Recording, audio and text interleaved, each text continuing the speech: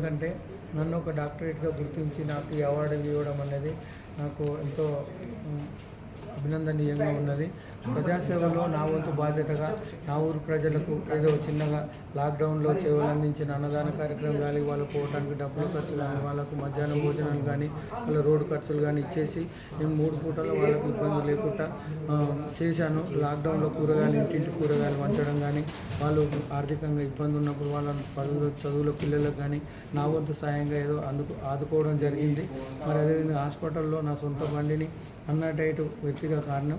అన్నటైటు సొంతంగా ప్రజల కోసం మా కొడుకులు వాళ్ళిద్దరూ కలిసి నేను ఏ రాత్రి అయినా ఫోన్ చేసినా నా సొంత కారులోనే గాంధీ హాస్పిటల్ కానీ, నిమ్స్ కానీ తరలించి వాళ్ళకు ఆరోగ్యపరంగా మామూలు ప్రైవేట్ హాస్పిటల్ వాళ్ళకి ఇట్లా వాళ్ళు ఆరోగ్యపరంగా వాళ్ళ సేవలు అందించడానికి ముందుకున్నారు. నా కారుని ఇచ్చి ఎల్లవెల్లలో వాళ్ళకి సర్వీస్ చేస్తున్నా.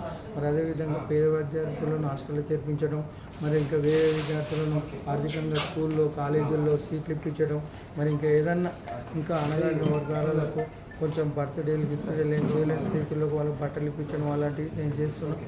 మరి ఇది గుర్తించి మరి ఇంకా నన్ను 2019లో నాకు సర్పంచ్గా అవకాశం వచ్చింది. 13 నుంచి 19 వరకు చేశాను. మరి నేను ఒక సర్పంచ్గా నా ఊర్లో 45,000 చెట్లు పెట్టి అర్ధారంలో బెస్ట్ అవార్డు తీసుకున్నా మేడ్చల్ జిల్లాలో. మరి అదేవిధంగా 2017లో మా ఊళ్ళో గుళ్ళు, గోపురాలు, అంబేద్కర్ స్టాచ్యూలు అలాంటివి నిర్మించిన. మరి అదేవిధంగా మరి ప్రజలకు నా వంతు కర్తవ్యంగా నేను నా జీవితం ఉన్నంత వరకు నాకు ఎలాంటి ఇబ్బందులు నాకు దేవుడు ప్రసాదించిన దాంట్లో నా వంతు కర్తవ్యంగా ప్రజాసేవలను అంకితమై ప్రజలకే సేవ చేస్తానని అనుకుంటూ మరి నాకు ఈ యూనివర్సిటీ వారు నాకు ఢిల్లీ నుంచి ఇక్కడ కమిటీ వేసి ఇక్కడ వచ్చి ఎంక్వైరీ చేసి నన్ను పేరు గుర్తించడం, నా పేరు డాక్టరేట్లో చేర్చడం, నాకు ఈ అవార్డు ఇవ్వడం ఈరోజు నాకు శుభదినంగా భావిస్తున్నాను. ఏ విధంగా ఫీల్ అవుతున్నారు మీరు ఈ అవార్డు రావడానికి గల ఏ విధంగా వ్యక్తం చేస్తారు అభిప్రాయం? అంటే ఇక చూడండి, ఇప్పుడు నేను చేసుకుంటూ పోతున్నా కానీ నాకు ఇది కావాలని నేను ఎన్నడూ ఆశపడలేదు.